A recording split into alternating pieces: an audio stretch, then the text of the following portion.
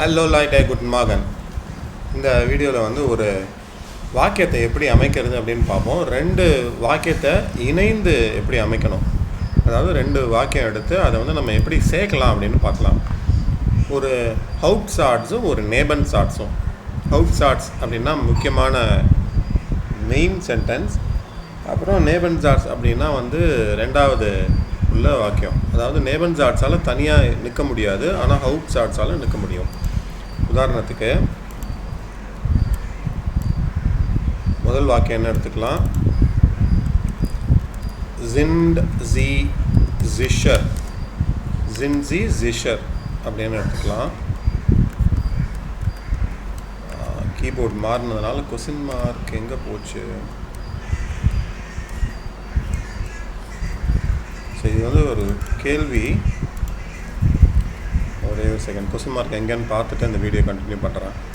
So இப்படி ஒரு ஹவுட் சாட்ஸ், ஒரு மெயின் சென்டென்ஸ், ஒரு வாக்கியத்தை எடுத்துப்போம். ஜின்ஜி ஜிஷர். ஜின்ஜி ஜிஷர்னா ஆர் யூ ஷியர், நீங்கள் உறுதியாக தெரியுமா உங்களுக்கு அப்படின்னு சொல்கிறோம். இது வந்து ஒரு மெயின் சாட்ஸ், ஹவுட் சாட்ஸ். இப்போ இன்னொரு வாக்கியம் இதேமாரி எடுத்துக்கலாம். புஷ், புஷ்ஷோடைய ஆர்டிக்கல் தே ஆர் புஷ், தே ஆர் புஷ் ஹேல்ட் ஹியர், தே ஆர் புஷ் ஹேல்ட் ஹியர் அப்படின்னா இந்த பஸ்ஸு, இந்த பேருந்து இங்கே நிற்கும், இங்கே நிறுத்தும் அப்படின்னு சொல்லலாமா? தே ஆர் புஷ் ஹேல்ட் ஹியர், இந்த பேருந்து இங்கே நிற்கும் அப்படிங்கிறது ரெண்டாவது வாக்கியம். இது வந்து நேபன் சாட்ஸ். இதுவும் இப்போதைக்கு இது வந்து ஹவுட் சாட்ஸ். இதுவுமே வந்து ஹவுட் சாட்ஸ் தான். இப்போ நம்ம இந்த ரெண்டு வாக்கியத்தையும் சேர்க்கும்போது ஜெர்மனில், அதுக்கு முன்னாடி இங்கே பார்த்துடலாம். இதில் வெர்ப் எது? ஜிண்டுங்கிறது வெர்பா?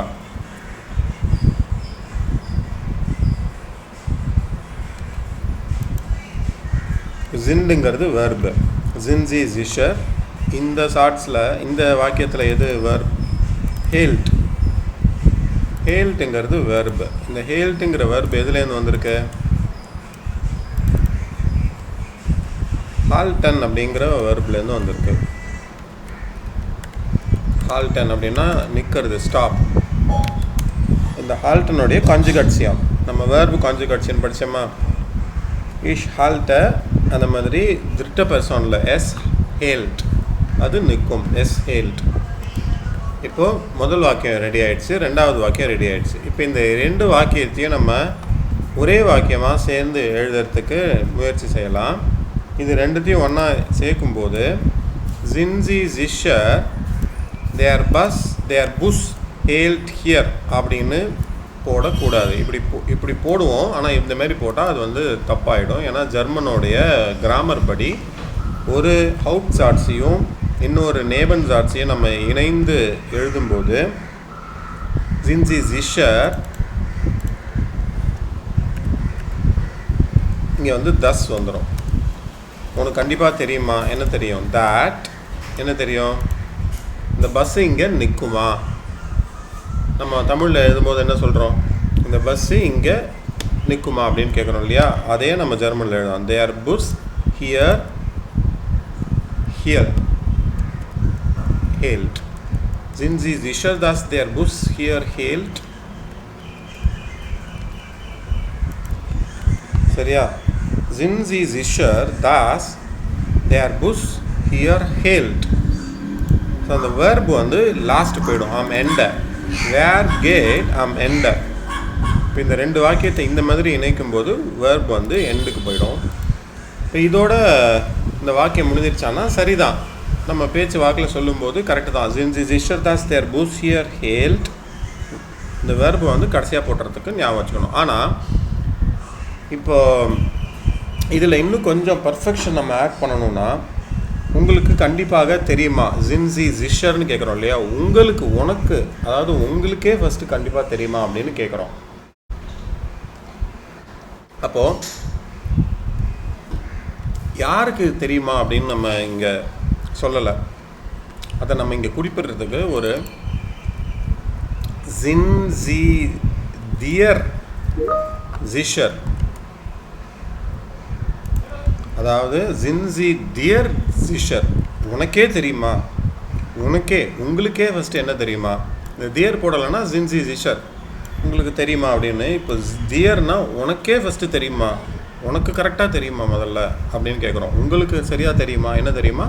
தேர் புஸ் ஹியர் ஹேல்ட், இந்த பஸ் இங்கே, இந்த பேருந்து இங்கே நிற்குமா அப்படின்னு ஃபஸ்ட்டு உங்களுக்கே சரியாக தெரியுமா அப்படின்னு கேட்குறோம். இப்போ இதை சின்ன லோவர் கேஸில் எழுதிடலாம், கிளைனர். இதுதான் வந்து சரியான வாக்கியம். ஜின்சி தியர் சிஷர் டாஸ் தேர் புஸ் ஹியர் ஹேல்ட், உங்களுக்கே சரியாக தெரியுமா இந்த பஸ்ஸு இந்த இடத்துல நிற்குமா அப்படின்னு. ஒரு சின்ன வாக்கியம்தான். இந்த எளிதான வாக்கியத்தை வச்சு நம்ம என்னென்ன கற்றுக்குறோம். 2 வேர்பு, இந்த வேர்பு என்னென்ன இருக்குது. ஜைனுடைய கான்ஜுகேட்சியன் ஜின், ஸோ வேர்பு கற்றுக்குறோம், வேர்புடைய கான்ஜுகேட்சியன் கற்றுக்கிறோம். அதுக்கப்புறம் இங்கே ஒரு டாட்டு, டியருங்கிறது டாட்டு, ஜிண்டோட ஐ மீன் உங்களுடைய டாட்டு வந்து இங்கே டியராக யூஸ் பண்ணுறோம். அதுக்கப்புறம் இந்த நேபன் ஜாட்ஸையும் ஹவுட் ஜாட்ஸையும் எப்படி வந்து நம்ம பிரிக்கணும் அப்படின்னு. இப்போ இந்த இடத்துல இது வந்து நேபன் ஜாட்ஸாக மாறுது. இந்த ரெண்டுத்தையும் எப்படி பிரிக்கணும் இல்லை எப்படி சேர்க்கணும். 2 வாக்கியத்தை இந்த மாதிரி சேர்த்து எழுதும்போது எப்படி வெர்பை வந்து நம்ம உபயோகப்படுத்தணும் அப்படிங்கிறத இதில் கற்றுக்குறோம். ஒரு எளிதான வாக்கியம். Deutsch Unterricht September 15 2025. இன்றைக்கான சின்ன வாக்கியம் எடுத்து இதை கற்றுக்கிட்டோம். இந்த மாதிரி சின்ன சின்ன வாக்கியமாக எடுத்து அதை பிரித்து கொஞ்சம் கொஞ்சமாக வந்து கற்றுக்கோங்க. Deutsch ist immer einfach.